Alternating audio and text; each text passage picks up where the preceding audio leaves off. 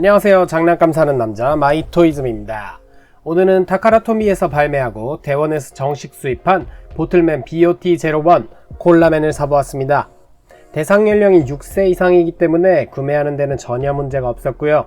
파워 발사 불사조, 파워 타입, 파워 발사로 파워샷, 자기 어필이 굉장히 강한 친구였습니다.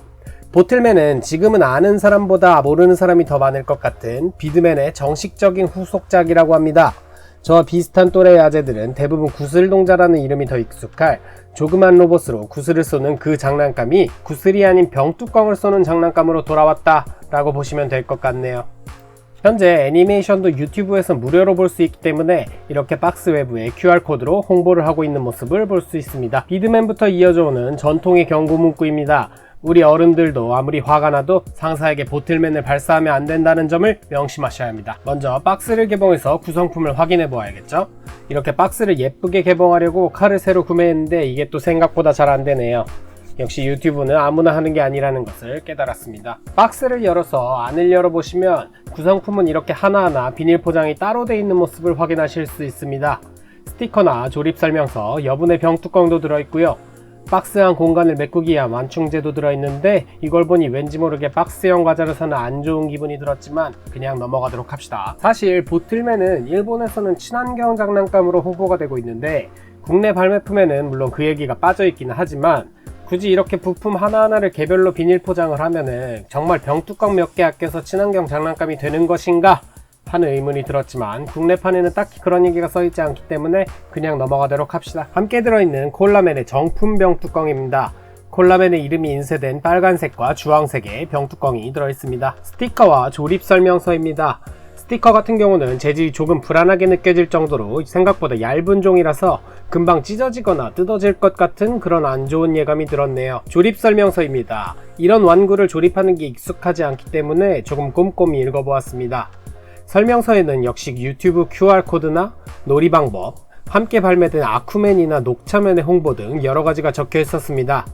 타이밍이 조금 이상하지만 아쿠맨과 녹차맨의 리뷰도 올릴 예정이니 구독과 좋아요 부탁드리겠습니다. 포장이 비닐 하나하나에 부품 한두 개씩 들어있는 방식이라 역시 뜯는데 시간이 조금 많이 들었습니다.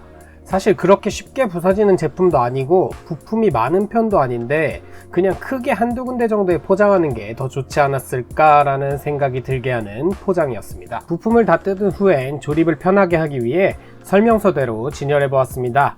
이 정도 부품이면 30세 이상 아재들도 어려워하지 않고 간단히 조립할 수 있을 것 같군요. 앞에 말했듯이 부품이 많은 편은 아니기 때문에 프라모델 조립 경험이 한두 번이라도 있으신 분들은 간단하게 조립 가능할 것 같은 정도의 난이도였습니다.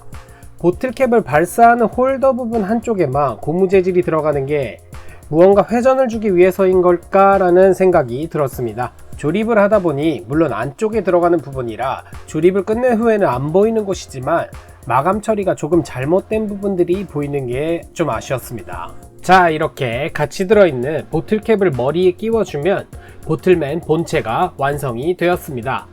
여기에 눈 부분만 스티커를 붙여주면 귀여운 보틀맨 본체가 탄생합니다. 이 상태만으로도 충분히 보틀캡을 쏠 수 있을 것 같아서 한번 시도해 보았습니다. 자, 이제는 콜라맨으로의 변신을 위한 아머의 조립입니다. 전체적으로 아머 파츠 부분은 전부 본체에 간단하게 끼우는 형식으로 설계가 되어 있었고요. 역시나 비드맨 시리즈의 후속답게 나중에 다른 제품들과도 아머 파츠의 공유가 가능할 것 같다는 생각이 들었습니다. 그리고 머리 부분을 조립하고 느낀 건 제가 눈 스티커를 잘못 붙였다는 사실이었습니다. 하지만 이제 와서 떼고 다시 붙일 수도 없기 때문에 그냥 넘어가도록 합시다. 팔 부분은 간단하게 홀더 파츠에 슬라이드하는 형식으로 조립이 가능했습니다. 다리 부분의 조립이 그나마 전체 조립 중에서는 가장 어려웠던 것 같네요. 앞부분을 잘 껴주면 뒤는 자동으로 껴지는 듯한 그런 방식이었습니다. 다리 부분까지 잘 껴주고 나면 이렇게 콜라맨이 완성되었습니다. 제가 스티커를 붙이는데 굉장히 소질이 없기 때문에 다른 유튜버 분들을 참고해서 핀셋도 써보고 칼도 써보고 했으나 손으로 하는 게 훨씬 낫겠다 싶을 정도의 수준이어서 그 후로는 전부 손을 이용해서 붙여보았습니다. 역시나 조립할 때와 마찬가지로 다리 부분의 스티커가 우리의 눈이 침침해지는 아재들에게는 조금 난이도가 어렵지 않나 하는 생각이 들었습니다. 완성된 콜라맨 같은 경우에는 상상했던 새빨간색보다는 약간 핫핑크에 가까운 듯한 색감의 모습이었습니다. 보틀맨의 가장 중요한 컨셉인 병 뚜껑의 재활용, 그 부분을 표현해보기 위해 이렇게 제로 콜라의 뚜껑을 끼우자 블랙앤레드의 아주 강렬해 보이는 콜라맨이 탄생했고요. 아저씨들이 가장 사랑하는 빨간 거도 문제없이 착용이 되는 모습입니다. 힘의 차이가 느껴지십니까? 다만 왼쪽에 보이시는 오리지널 보틀캡 같은 경우에는 조금 깊이가 있는 뚜껑이기 때문에 맞는 사이즈를 잘 찾아야 할 것 같습니다. 이번엔 병 뚜껑 발사를 하기 위해 설명서에 써져 있는 대로 페트병 하나 분량의 거리를 두고 발사해 보았습니다. 그런데 파워 타입인데 페트병을 쓰러뜨리지 못한다? 다시 발사해보니 잘 넘어뜨리는 모습입니다. 보틀캡이 발사되는 홀더 부분을 조금 힘을 주어 발사하는 게 포인트 같습니다.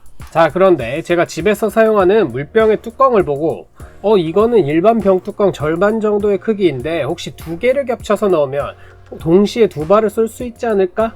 라는 생각이 들었습니다. 처음에는 하나만 넣고 발사를 해보았는데 백어택이라는 새로운 기술을 발견할 뿐이었습니다. 그리고 두 개를 집어넣으려고 하는데 앞에 저 튀어나온 부분 때문에 두 개는 들어가지가 않더라고요.